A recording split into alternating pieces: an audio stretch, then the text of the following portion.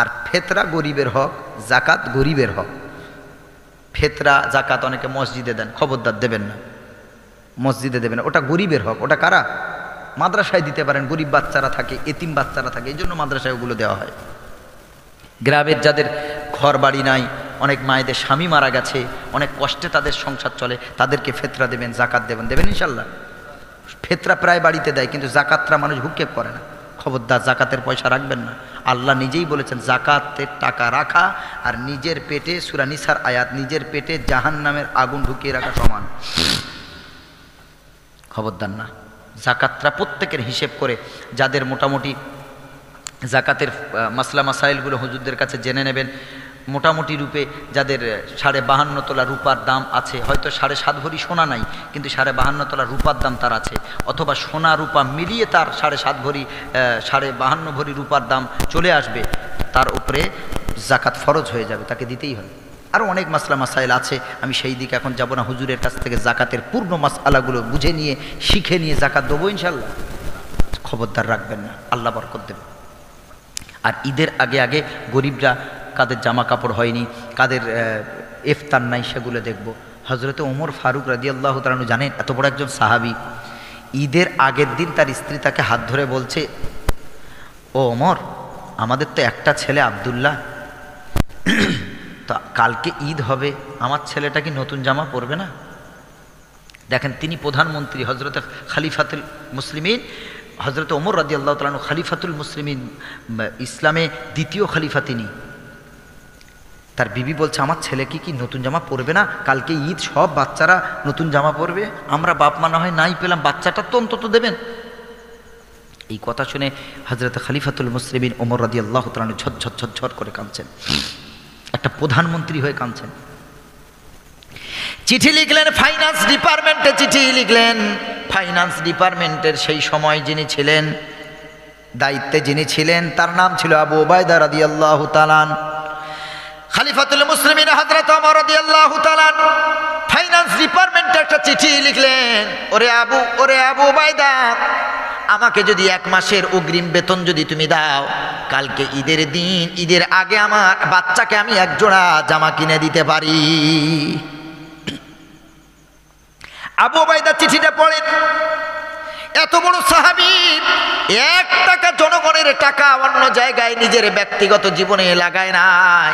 আল্লাহর ভয়, আল্লাহর ভয়, জাহান্নামের ভয়, আখিরাতের ভয়, জনগণের হক জনগণের আদায় করেছে, জনগণের 1 টাকা তারা আত্মসাৎ করে নাই।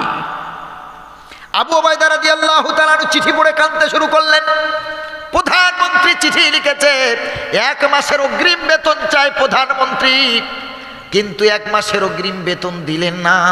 আবু উবাইদা রাদিয়াল্লাহু তাআলা আনহু প্রতি উত্তরে আর একটা চিঠি লিখলেন। চিঠিতে 2টো শর্ত দিয়ে লিখেছেন, ইয়া খলিফাতুল মুসলিমিন ওমর, 2টো প্রশ্নের জবাব যদি আপনি দিতে পারেন, আপনার 1 মাস কেন, আপনার 1 বছরের অগ্রিম বেতন দেওয়া হবে। প্রতি উত্তরে চিঠি তিনি লিখলেন, ইয়া খলিফাতুল মুসলিমিন, আপনি যে 1 মাসের অগ্রিম বেতন নেবেন, আপনাকে গ্যারান্টি দিতে হবে, লিখে দিতে হবে যে ওই যে 1 মাস জনগণ আপনাকে প্রধানমন্ত্রী বলে স্বীকার করবে কিনা মেনে আপনাকে লিখে দিতে হবে। তারপরে যদিও তারা আপনাকে প্রধানমন্ত্রী বলে স্বীকার করে নেয়, 1 মাস যে আপনি আগামী 1 মাস বেঁচে থাকবেন, এই গ্যারান্টি দিতে হবে। যদি আপনি না বেঁচে থাকেন, তো 1 মাসের কিসের অগ্রিম বেতন, জনগণের টাকা দিতে পারবো না। এই চিঠি পাওয়ার পর ওমর রাদিয়াল্লাহু তাআলা ঝরঝর করে কাঁদে গো। ওরে মুসলমান, একটা প্রধানমন্ত্রী হয়ে তার সন্তানকে ঈদের দিন নতুন জামা পরাতে পারল না। আজকে আমার বাচ্চার 1 জোড়া 2 জোড়া 3 জোড়া 4 জোড়া হয়, 1 জোড়া জুতো হয়েছে আর 1 জোড়া হয়, 1 জোড়া জামা হয়েছে আর 1 জোড়া হয়। কত জামা, কত কিছু অপচয়। আর এলাকার গরিবদের জামা নাই, সীমাই নাই, লাকচা নাই, ছোলা চিনি নাই। আমি আপনি প্রতিদিন কত দামি দামি খাবার দিয়ে ইফতার করলাম, সেহরি করলাম।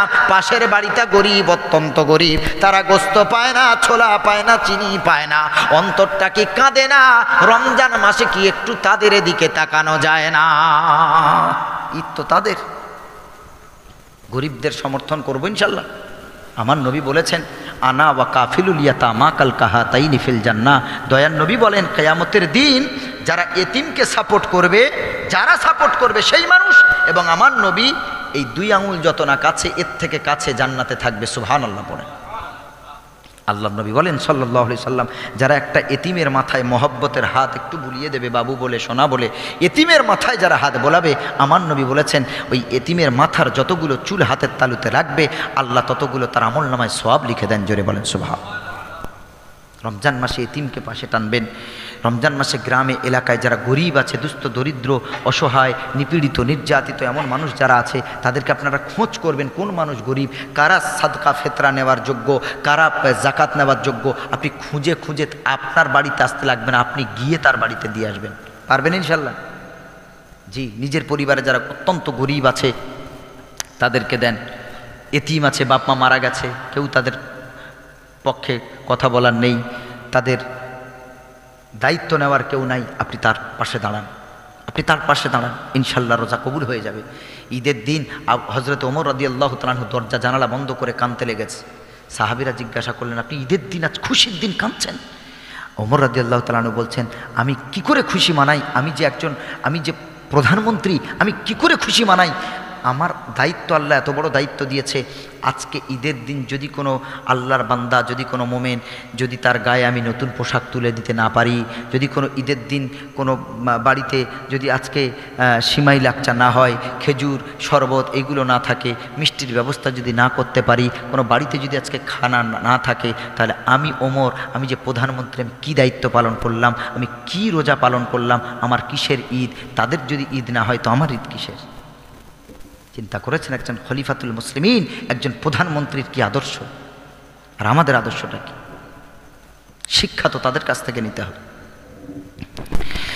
আল্লাহ রাব্বুল আলামিন বলেন, রমজানের রোজা পূর্ণ করো, এই রোজাতে বহু সওয়াব। এই রমজান পাবার পর যারা রমজানে হেলায় কাটাবে গো, আর জীবনে পাবো কিনা জানি না। এবছর যাদের মুখ দেখছি, আগামী বছর জলসায় এই মুখ সব থাকবে কিনা জানি না। কতজন কবরে চলে যাবে। গত বছর যে জলসায় যতজন ছিল, এই বছরে অনেকে নাই, অনেকে অন্ধকার কবরে চলে গেছে। আজ যারা পাশাপাশি বসে জলসা শুনছেন, দেখবেন আগামী বছর অনেক মানুষ আপনার আর এই দুনিয়ার বুকে বেঁচে নাই। সুতরাং জীবন আছে, আত্মশুদ্ধি করেন, তওবা করেন, রমজান মাসে বেশি বেশি করে রোজা করেন, বেশি বেশি করে তওবা করেন, আল্লাহর কাছে ক্ষমা চান। রমজান মাসে সেহরি ছাড়া ঘুমাবেন না, সেহরি খেয়ে ঘুমাবেন, কারণ নবী বলেছেন আস-সুহুরু আকলাতুম বারাকাতুন, সেহরি হলো বরকতময় খানা, লা তাদউহু, সেহরি ছেড়ে দেবে না। যদি তুমি সেহরিতে একটা খেজুর না পাও, আল্লাহর নবী বলেন খেজুর যদি না পাও, আলাল মাই, পানি দিয়ে তুমি ইফতার করো, পানি দিয়ে তুমি সেহরি করো। ফাইন্নাল মা তাহুরুন, কারণ পানি হলো পবিত্র, পানির মতো পবিত্র কিছুই নাই। যদি কেউ এই সেহরি করে ঘুমায়, শোনেন হাদিস, সেহরির কত ফজিলত, অনেকে সেহরি করে না। আল্লাহর নবী বলেন যদি কেউ সেহরি করে ঘুমায়, ফজরের নামাজ পড়ে ঘুমায়, আল্লাহর নবী সাল্লাল্লাহু আলাইহি সাল্লাম বলেন ইন্নাল্লাহা ওয়া মালাইকাতাহু ইউসাল্লুনা আলাল মুতাসাহহিরিন। জোরে বলেন সুবহানাল্লাহ। আমার নবী বলেছেন আল্লাহ স্বয়ং এবং আল্লাহর সব ফেরেশতারা সেহরি যারা করে তাদের জন্য দোয়া করতে থাকে। জোরে বলেন সুবহানাল্লাহ। সেহরি করবো তো ইনশাআল্লাহ, আর ইফতার করব পানি অথবা খেজুর দিয়ে। খেজুর নাই, পানি দিয়ে করেন। নবীজি গরমকালে যখন রোজা পড়তো তখন তিনি শরবত দিয়ে ইফতার শুরু করতেন, আর শীতকালে যখন রোজা পড়তো তখন তিনি খেজুর দিয়ে ইফতার শুরু করতেন। করবো ইনশাল্লাহ। কি ব্যালেন্স দেখেন। নবীজি গোস্ত খেতেন ঠিক আছে, কিন্তু গোস্তের সাথে লাউ খেতেন বেশি। সুবহানাল্লাহ পড়েন। আমরা তো গোস্তের সাথে মোটা পুঁই শাকের ডাঁটা না হলে জমে না। গোস্ত গরম আর লাউ ঠান্ডা, আপনি শুধু গরম খাচ্ছেন, শরীরে তো হিট হয়ে যাবে, কোলেস্টেরলের মাত্রা বাড়বে, মেদ বাড়বে, এক্সেস চর্বি হবে। আল্লাহর নবী ঠান্ডার সাথে গরমকে ব্যালেন্স করে খেয়েছেন। কত বড় বিজ্ঞানী, কত বড় ডাক্তার। কারণ একদিকে গরম আরেকদিকে ঠান্ডা, দুটো ব্যালেন্স হয়ে যাবে। সুবহানাল্লাহ বলেন। এই জন্য গোস্ত লাউ বেশি খাবেন। মাঝে মধ্যে একটু পুঁই শাকের ডাঁটা দিলেন, ভালো লাগলো খেতে। আর যদি থাইরয়েড থাকে, বাতের রোগ যদি থাকে, তাহলে তো সেটাও আলহামদুলিল্লাহ বন্ধ। আল্লাহ হেফাজত করুক। রমজানের রোজা ছাড়বেন না। অনেকে ব্রাশ করে, যুবকেরা রোজা করে না, না খবরদার, রোজা ছাড়বেন না। আল্লাহ আমাদের রোজা ভালোর জন্য দিয়েছেন, রোগ ভালো হবে ইনশাল্লাহ। রোজা ভালোর জন্য দিয়েছেন। আর রমজানে বেশি বেশি আপনারা ইবাদত করবেন, খুব করে ইবাদত করবেন প্রতিদিন অন্তত পক্ষে। যেটা সহজ কথা বলেছিলাম যে সেহরি তো এমনিই করছি, সেহরির সময় ওই সময়টা একটু আগে ভাগে উঠে পড়ব, যাতে আমরা করি কি 15-20 মিনিট বাকি মাইকে বলছে তখন আমরা তাড়াহুড়ো করে উঠে খাই। তো তাহাজ্জুদটা পড়ব কখন? আপনি অন্তত 45 মিনিট আগে উঠে পড়েন। 45 মিনিট আগে উঠে পড়ে আপনি সেহরি খেয়ে বা আগে তাহাজ্জুদ পড়ে নিলেন। 8 রাকাত পড়তে ক মিনিট লাগে? খুব জোর 15-16 মিনিট 20 মিনিট লাগতে পারে। তাহাজ্জুদ পড়ে নিয়ে এরপর আপনি সেহরি খান, দেখবেন ইনশাল্লাহ তাহাজ্জুদ যদি প্রতিদিন পড়তে পারেন আপনি যে কি ফল পাবেন আপনার নিজের ধারণা নাই। যত বড় বড় ওলি হয়েছেন, যত বড় বড় পীর এসেছেন, যত নবী এসেছেন, তাহাজ্জুদ ছাড়া হয়নি গো বাবাজি। রাত জাগা ছাড়া হতে পারেনি। আমার নবীজির জীবনে কোনো গোনা নেই, তাও আল্লাহ বলে নবী উঠুন, রাত্রেবেলা সারা রাত আপনার জন্য ঘুমানোর জন্য আমি নবী করে পাঠাইনি, আপনি উঠে পড়ুন নিসফাহু। শরীর যদি সুস্থ থাকে তো অর্ধেক রাত ইবাদত করুন, আর যদি সুস্থ না থাকে তো ইল্লা কালিলা আবিন কুসমিনহু কলিলা, তো রাতের 3 ভাগের 1 ভাগ উঠে পড়ে আপনি তাহাজ্জুদ পড়েন। ফাতাহাজ্জাদ নাফিলাতাল লাকা আসা আইয়াবআতাকা রাব্বুকা মাকামাম মাহমুদা। আপনি তাহাজ্জুদ পড়েন, আমি আল্লাহ আপনাকে মাকামে মাহমুদের আমি আপনাকে মালিক বানাবো। সুবহানাল্লাহ। এই জন্য তাহাজ্জুদ পড়বেন। অতীব গভীর হয় রজনী যখন, নীরবে প্রভুর নাম জপিও তখন। অতীব গভীর হয় রজনী যখন, নীরবে প্রভুর নাম জপিও তখন। আল্লাহকে যদি তুমি পাইতেই চাও, আল্লাহকে যদি তুমি পাইতেই চাও, গভীর রাতে উঠে তার গুণগান গাও। গভীর রাতে উঠে আল্লাহর গুণগান গানবে। শরীর খারাপ ছেলের রোগ সারে না, আল্লাহর কাছে চান, আল্লাহ রোগ ভালো করার মালিক।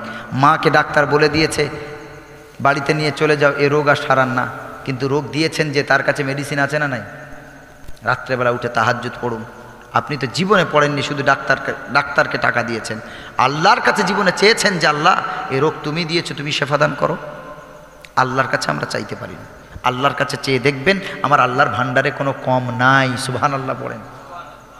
বিশাল ভান্ডারের মালিক আল্লাহ। আমার একটা বন্ধু আমার গ্রামের, ছোটবেলায় তার বাপকে বলছে, ওর বাপ এখনো মদ খায়, তো আব্বাকে বলছো আব্বা তুমি 5 ওয়াক্ত নামাজ কেন পড়ো না? আমাকে লোক মদখোরের বেটা বলে গালাগালি করে। তা বলছে এই তোর বাপের কাছে তুই যদি সারাদিনে 5 বার টাকা চাস তোর বাপ দেবে? সকালে 50, দুপুরে 50, বিকেলে 50, সন্ধ্যায় 50, রাতে 50। একটা ছেলে যদি তার বাপমার কাছে প্রতিদিন 5 বার টাকা চায় তার বাপমা দেবে না মারবে? ওর আব্বা ওকে যুক্তি দিচ্ছে, তো তোর বাপমার কাছে তুই যদি সারাদিনে 5 বার চাইলে না পাস, তো আল্লাহর ঘরে গিয়ে আমি যদি 5 বার চাই আল্লাহ কি করে দেবে? রাগ রেগে যাবে না? নাউজুবিল্লাহ পড়েন। কি যুক্তি দেখেছেন? বলছে তোর বাপমার কাছে তুই যদি 5 বার চাস তোর বাপমা রেগে যাবে, তা আল্লাহর কাছে চাইলে আল্লাহ রাখবে না? এতবার আল্লাহর কাছে কেউ যায়? কি আশ্চর্য কথা। বলছে ওই জন্য আমি জুমার নামাজও পড়ি না, শুধু ঈদের নামাজটা মন হলে পড়ি, তাও পড়ি না। নামাজের ভিতরে 3টে কোয়ালিটি, কেউ হচ্ছে দৈনন্দিন মানে প্রতিদিন নামাজ পড়েন, কেউ হচ্ছে সাপ্তাহিক মানে শুধু জুমার নামাজ, আর কেউ আছে বাৎসরিক শুধু ঈদের নামাজ। এই দৈনন্দিন বাদ দিয়ে যে 2টো কোয়ালিটি আছে কারণ নামাজ কবুল হয় না। আল্লাহ নবী বলেছেন যে জুমা পড়লো 5 ওয়াক্ত ছাড়লো তার জুমার নামাজের কোনো দাম নাই, আর যে 5 ওয়াক্ত পড়লো জুমা ছাড়লো তার 5 ওয়াক্ত নামাজেরও কোনো দাম নাই। সবগুলো পড়তে হবে। 3 বেলা খাওয়া দিচ্ছেন আল্লাহ, আর নামাজের বেলায় তখন গাফিলতি না, কোনোদিন করবেন না। আমি ওকে বললাম তোর বাপরে গিয়ে বলবি সেই ছোটোবেলায় যে তোর বাপ মা 5 বার দিলে তার ভান্ডারে কম পড়বে, তোর বাপ মার ব্যালেন্স কমে যাবে, তোর বাপ মার সুটকেস খালি হয়ে যেতে পারে, ব্যাংক খালি হতে পারে, কিন্তু আমার আল্লাহ এত বড় মহান, আমার আল্লাহর কাছে 5 বার কেন 50 কোটি বার চাইলে আমার আল্লাহর ভান্ডারে কম পড়ে না। সুবহানাল্লাহ পড়েন। তোর বাপ মার ভান্ডারে কম পড়ে বলেই তোর বাপ মা রেগে যাবে, আমার আল্লাহর ভান্ডারে কম নেই বলে আমার আল্লাহ রাগে না, আরো খুশি হয়। সুবহানাল্লাহ পড়েন। এই জন্য করে আল্লাহর কাছে মাথা নত করবেন, যা চাওয়ার চাইবেন।